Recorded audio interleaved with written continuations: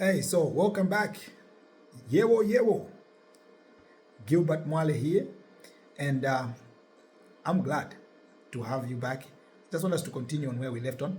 So, concerning this issue of core values, I would like to indicate that it is actually imperative that your firm has a behavior.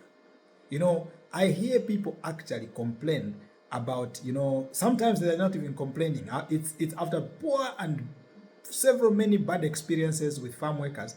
What they'll end up doing is that when they're calling us now to say, hey Gilbert, can your team help us with the recruitment of someone? And the following things are the features. We want somebody who is married, somebody who has kids, somebody who doesn't smoke, they don't drink, they don't do all those things. In my head, I'm thinking, well, you might as well say you are looking for an angel, because I don't know how many of such people exist out there that don't have flaws whatsoever. But at the same time, I'm thinking, at the company where you work as a farm CEO, at the bank, at the telco, in the government where you work, how many drunkards do you know amongst your colleagues? People that smoke weed, they do all those things. Now, I'm not an advocate of those things to say they are good. No, what I'm just simply saying is that how many do you know? And when you find them at work, they are dressed in a suit every Monday morning, every day. They come in well dressed, but in the night, you know where they spend their night. They are at a nightclub all the way until midnight, but at work they are performing. They are giving results. Some of you could be you who's listening actually as a farm CEO. This is your style. Now, I'm not encouraging you to say continue doing it because you're managing. All I'm simply saying is that how is it that you are able to deliver results at work? It's 8 a.m. in the morning, you are in. And yet at your farm workers who also drink alcohol, or they may not drink with you, or you don't, but they do. Why is that they fail to show up at the right time or to do the right things? So the problem there is not that they are drunkards. The problem there is not that they smoke weed or any of those things, or that they don't have children. No.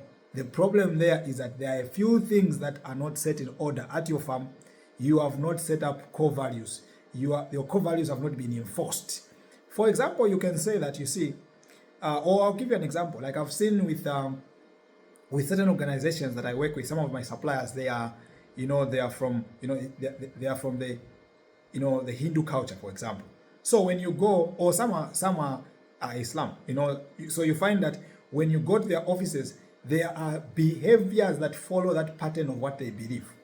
For example, if you go into the stores, even in Kamwala, and you reach the shops at a certain particular time, you even know it yourself as a customer, not just the employees, but as a customer, you know that you will not find that shop open. Why? Because the owners have gone out to go and maybe do their prayers or do something that their religion expects them to be doing at a particular time. While for others, like the Hindus, you'll find that they have put a lot of different things at their offices. They have put places of where they do their prayers and all that. And none of you as employees or customers are moved by that. You just go in, you work there, you have never argued about it, because that is what the owners of the organization believe in, and they have set it as a culture that this is what we do as the owners. You, with whatever you believe and whatever you do, leave it out there. When you arrive in these premises, this is what we believe in, and let's move in with that. That is how your culture is set. So, having said that, you also need to introduce culture on your farm. There must be a behavior on your farm that people should know you. By the way, you go into certain companies, you find that they are very playful, very playful. Some companies are not playful. Some companies are fun. Some companies are cool. Some companies are very professional. All that is culture. Look at, for example, banks. Absa. There's a picture they give us of how they work. That picture right there is on purpose. They planned that out. In the same manner, when you look at the way MTN in Zambia here works, it is work and fun.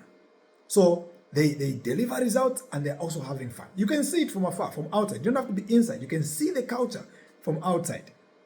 In similar terms, you see like one of the interesting places I like going to, Cafe Vida or Vide, whichever pronunciation you have, but is that they also have a way they do things like, they'll be shouting out chants and all those things while they are making cups of tea, and there's an ambience and a feel about a place. That is a culture. So now, when you are getting a job at Vide Cafe, and you don't like shouting, they'll go, hey, those things. Now, if you don't like that kind of stuff, you will not last long there. That's what it is. You will not last long. So now you must build a situation at your farm that people know that when you are at that farm, this is what happens. So if you can't manage to do these things, don't go there. People must just know it. So what's the culture at your farm? Let me hear from us, what are the typical behaviors, at your farm? Are people unruly? Do people come at their own time? Or are people working at the right time, right pace, and all those things? And do you think some of the few thoughts that I've shared with us right now could actually help change things? Now, how do you do this in simple terms? You need to work on your core values. Write down. For me in my organization, I've put very clearly, number one core value in our business is God-fearing. So I simply say, look, for us, just like the guys in Islam will say that at 12 hours and at this time and at this time, the shop will not be open. Just like our colleagues in the Hindus will make sure that you can see all the things that they believe in their offices. Similarly for me, I say, in our company we have Bible study because we believe in Jesus Christ. Because I believe in Jesus Christ. He is the one who has helped me build my business to where it is today. So I am not going to control what you believe in as my employee, but I'll tell you what I, as the owner, believe in and what this organization is standing on. So when you are coming to my business, you must know that that is what I do. And therefore, there will be times when there may be Bible study happening. There will be times when we may need to pray. Now, you may not need to pray with me because maybe you don't believe in the same stuff with me, but at least don't stand in our way. At least don't make it look like we're doing things, foolish things. Respect us. Respect us. So, before you enter my gate of my business, of my office business, you can do or believe whatever you want. Well, and as you enter my gate, continue believing what you want, but allow me to do what I want in my organization, because these are the core values which I told you during your interview that you are coming to experience. So you chose to come and be part of it. So you therefore cannot now decide to start working against them. Now I want to just add that there's an employee that we have been able to part ways, a wonderful employee. So there's a statement outside, they say, hire for attitude and not for skill, or skill afterwards. Attitude first, skill afterwards. Because you can train skill, but you can never train attitude. It's very difficult to change attitude. So because of that, for me, I hire for these core values. Are you able to handle these core values of mine before you can come in with your skill set? Now, I don't have one core value of just God-fearing. I have others: innovativeness, quality, customer care. I'm big on customer obsession, big time on customer obsession, innovation, teamwork, and all those things. So you must suit up with this. Now, one of my employees one time didn't believe in the first one, that we should be praying together or any of those things. They didn't believe in that, but they were amazing, so good with their work, and you can't count anything out on that.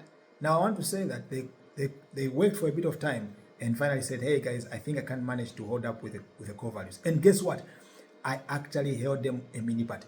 I appreciated them because they had delivered, but I agreed with them that they were not fitted on the core values. So we need to part ways.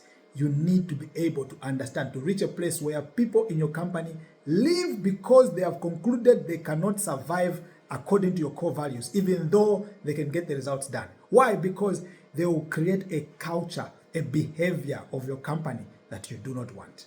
All right. All the best. Let me hear from you how you are doing it. Thank you.